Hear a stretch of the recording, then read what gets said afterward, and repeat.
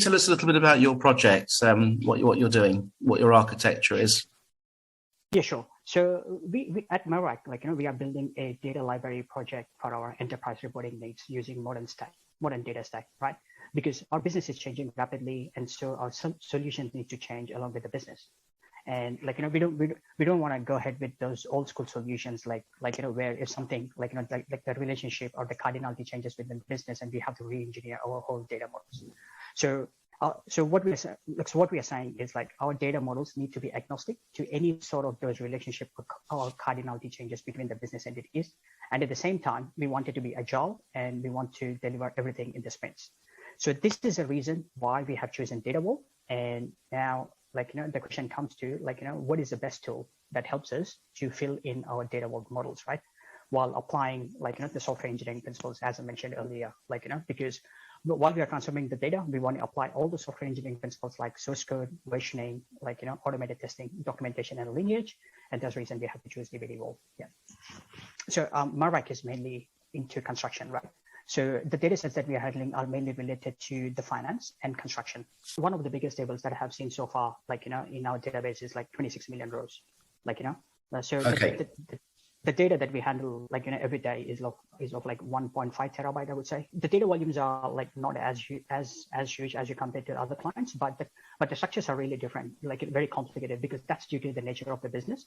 Mm-hmm. Because we have a lot of joint ventures within the business, right? Mirvac partners with a lot of other companies. So as a result, our hierarchies are really complex. So you would have one business entity, which has got multiple parents. So that sort of structure is really, really complex for us. Yeah. Okay. So some of the other features of dbtvault that people like is the ability to integrate data from multiple sources, and the audit trail aspects of it. Do you make use of those? Yeah, exactly. That's because we've got quite a few sources that we need to tap into. So obviously with the dbtvault, to onboard a new data source, you don't have to re-engineer the existing solution or whatever. It's almost like a plug and play, and we purely use the insert only pattern. So literally there are no updates or deletes or whatever it is right there. Okay. What stage is your project at the moment? So we have productionized one part of hierarchy, so currently so if you look at the business structure, we have 3 hierarchies to deal with. One is the finance, management, and legal. So just last month we were able to productionize those data models. Yeah. So this is my second project with dbtvault. So even in my previous organization, we built the real-time data warehouse using the dbtvault, right? But that was on SQL Server stack. But whereas with Mirvac, and I've been with Mirvac for just over 6 months, and we are using the modern data stack Snowflake Cloud Data Warehouse.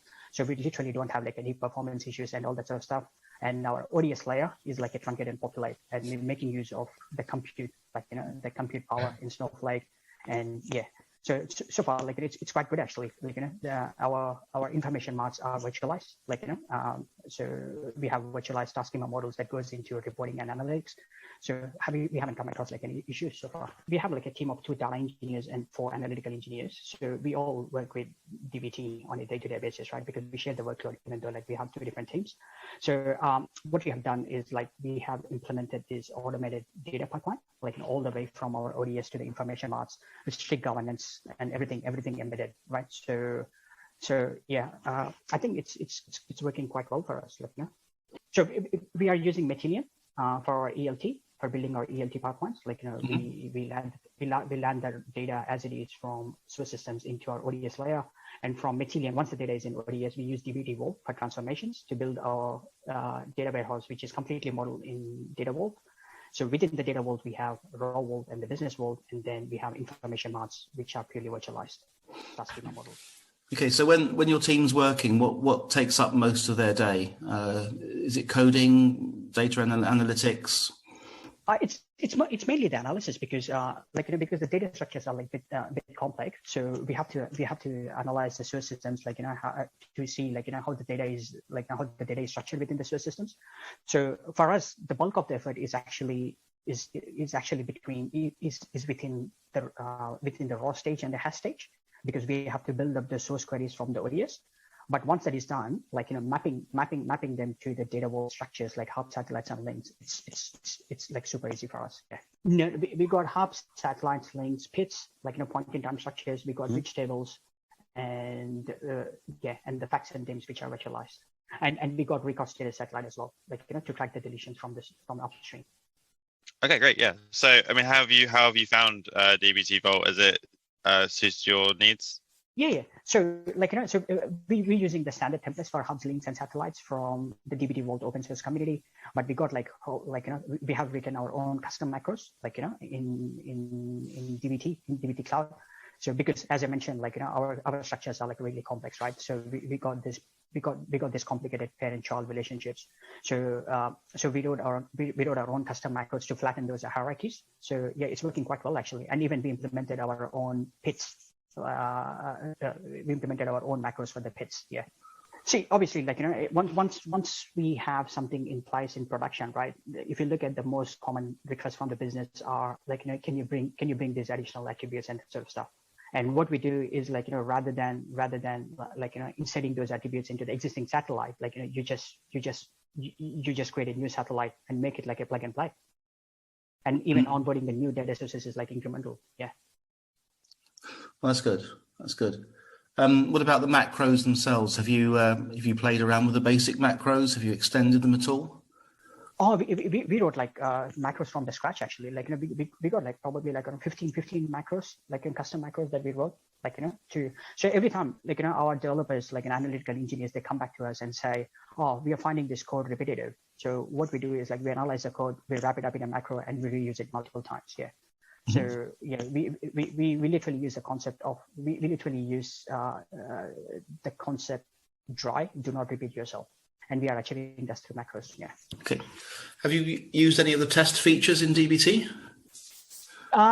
Okay. So yes, we are using expectation packages. So out of apart from those 4 standard feature tests which get shipped with DBT, for unique, not null, referential integrity, and expected values, we are using expectations packages as well, to write your own custom tests to validate the pipelines from start to end. Yeah.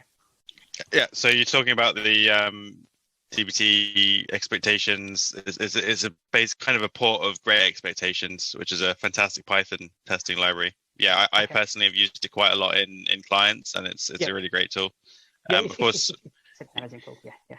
Yeah, and you can write your own ones, and we have written some of our own ones, but it covers most of the cases you'd ever want, to be honest. So yeah, exactly, that's right. That's what we are doing at the moment. Apart from leveraging all the standard tests that comes with the DBT, so what we are doing is we are writing the expectation test to validate the pipeline all the way from our raw stage to our virtualized information marts.